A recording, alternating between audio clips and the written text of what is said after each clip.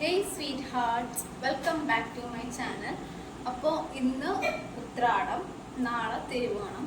അപ്പോൾ എല്ലാവരും വീട്ടിൽ ഓണം വരവേൽക്കാനുള്ള തിരക്കിലാണ്. അപ്പോൾ ഞാൻ കാണിച്ചു തരാം.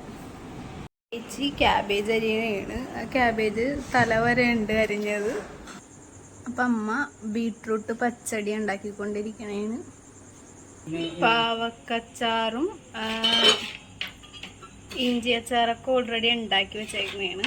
വെള്ളരി പച്ചടി കിച്ചടി ഉണ്ടാക്കിക്കൊണ്ടിരിക്കുന്നു. അപ്പം ഓൾമോസ്റ്റ് കുറച്ച് കറിയൊക്കെ ഇപ്പം തന്നെ ഉണ്ടാക്കി വെക്കും. ചില കറികൾ ഒരു ദിവസമൊക്കെ ഇരുന്നല്ല 2 ദിവസം ഇരിക്കുമ്പോഴേ അതിൻ്റെ ആ ടേസ്റ്റ് വരുള്ളൂ. പിന്നെ നാളത്തേക്കുള്ള കുറച്ച് സാധനങ്ങളൊക്കെ അരിഞ്ഞു വെച്ചിട്ടുണ്ട്. അപ്പം നാളെ നീക്കുമ്പോൾ പെട്ടെന്ന് ഉണ്ടാക്കാൻ എളുപ്പത്തിന് അരിഞ്ഞൊക്കെ വെച്ചിട്ടുണ്ട്. പിന്നെ ഇനി നാളെ അത് ഉണ്ടാക്കി കഴിച്ചാൽ മാത്രം മതി. നാളെ വീടൊക്കെ ഒന്ന് ഡെക്കറേറ്റ് ചെയ്യാൻ വേണ്ടി ചേച്ചി കുറച്ച് മാവലയൊക്കെ പരച്ചിട്ടുണ്ട്. പക്ഷെ അതിൽ കുറേയൊക്കെ പുഴുകടിച്ചതുകൊണ്ട് കുറച്ചെടുത്ത് ബാക്കി കൊണ്ടേ കളഞ്ഞ്. ഇതുപോലെ ആക്കിയിട്ട് മതിലൊക്കെ തൂക്കിയിടാന്ന് വിചാരിച്ച. അപ്പോൾ ഉച്ചക്ക് ശരിയായി, ഇപ്പം ചെയ്തപ്പോൾ ശരിയാണല്ലോ. അപ്പോൾ അതൊക്കെ നോക്കി എങ്ങനെയാണ് ചെയ്യണേന്ന് ഒന്നും കൂടി പ്രാക്ടീസ് ചെയ്തുകൊണ്ടിരിക്കണേണ്. പിന്നെ തിരുവോണമായി, ഞാൻ എൻ്റെ ഇച്ചിരി ലേറ്റായി. സോ അമ്മയും ചേച്ചി ഓൾറെഡി കുറച്ച് ബാക്കിയുള്ള കറികളൊക്കെ വെച്ചോണ്ടിരിക്കുന്നതാണ്. ഞാനപ്പോൾ അവരെ പോയി ഹെൽപ്പ് ചെയ്തിട്ടില്ല. അമ്മയുടെയും പിണക്കം കേൾക്കും. പൂക്കൾ ഇട്ടിട്ടില്ല. ഇത് ഇന്നലത്തെ കളമാണ്. പൂ മേടിക്കാൻ അച്ഛൻ പോയിട്ടുള്ളത്. കാറ്റത്തൊക്കെ പറന്നു പോയിട്ടുണ്ട്. ഇതാണ് ഇന്നലെ ചേച്ചി മാവല കൊണ്ട് ഉണ്ടാക്കിയത് ഡെക്കറേറ്റ് ചെയ്യാൻ. നല്ല രസമുണ്ട് കാണാൻ. അപ്പം ഇന്ന് ചേച്ചിയാണ് അവിയൽ വെക്കാന്ന് പറഞ്ഞത്. അപ്പം അവിയൽ വേവിക്കുന്നു. ക്യാബേജ് കഴിയാറായി. സാമ്പാറിന് തുടങ്ങിയിട്ടുള്ള സാമ്പാർ വെക്കാൻ വാട്ടിക്കൊണ്ടിരിക്കുന്നതാണ്.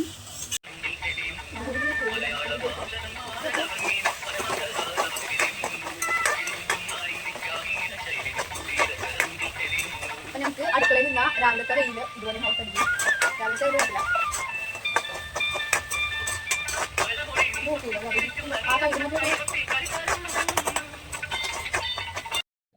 അതിനുശേഷം കുളിച്ച് റെഡിയായി അമ്പലത്തിലൊക്കെ പോയി വന്നിട്ട് പൂവൊക്കെ കിള്ളി വെച്ച് ഞാനും അമ്മയും ചേച്ചിയും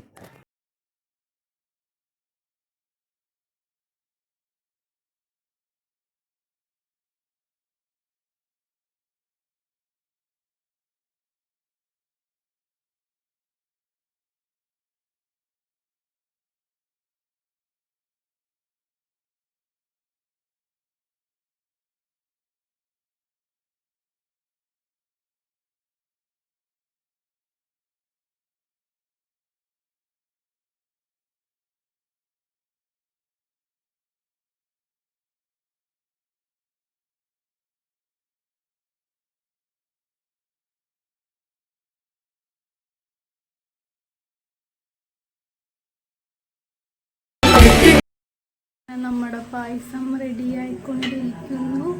ഷെഫ് അദീനയുടെ നേതൃത്വത്തിലാണ് നമ്മുടെ പാലട തയ്യാറായിക്കൊണ്ടിരിക്കുന്നത്. പായസം ഉണ്ടാക്കി കഴിഞ്ഞതിന് ശേഷം അച്ഛൻ ഞങ്ങൾക്ക് പുത്തരി തന്ന്. പുത്തരി വീട്ടിലെ ഏറ്റവും മുതിർന്ന ആളാണ് നമുക്ക് തന്നത്. അത് കഴിഞ്ഞ് അമ്മ അച്ഛനും കൊടുത്ത്. അതൊക്കെ കഴിച്ചതിന് ശേഷം സദ്യ വിളമ്പാൻ തുടങ്ങി. എല്ലാവരും കൂടെ ഒരുമിച്ച് വിളമ്പിയത്. ഈ പ്രാവശ്യം കുറേ കറികളുണ്ടായിരുന്നു. എല്ലാം വീട്ടിൽ തന്നെ ഉണ്ടാക്കിയതാണ്. സാമ്പാറും കൂട്ടി 10 കറികളുണ്ടായിരുന്നു. ചോറൊക്കെ വിളമ്പിയതിന് ശേഷമാണ് അമ്മ പറയണ അച്ചിങ്ങ ഇട്ടിട്ടില്ലെന്ന്. പിന്നെ വേഗം ചേച്ചി പോയി അച്ചിങ്ങ കൊണ്ടുവന്ന് ഇട്ട്. അച്ചിങ്ങ ഇട്ട് കഴിഞ്ഞപ്പോഴാണ് പറയണത് അവിയലിട്ടിട്ടില്ലെന്ന്.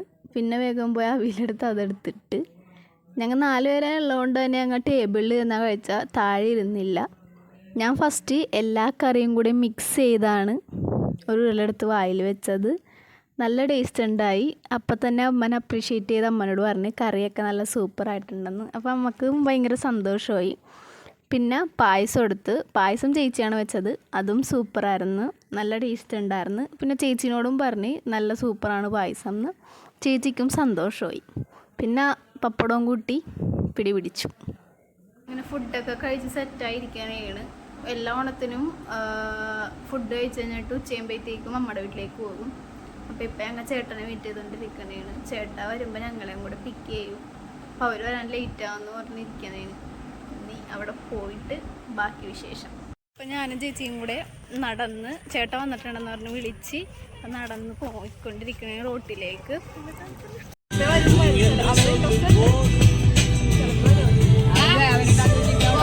അങ്ങനെ ഞങ്ങൾ അമ്മയുടെ വീട്ടിലെത്തി. ഇവിടെ എത്തി പിറ്റേ ദിവസം ആയപ്പോഴത്തേക്കും ചേച്ചി പറഞ്ഞ് ഇവിടെ ജ്യൂസ് നാരങ്ങ ഉണ്ടെന്ന്.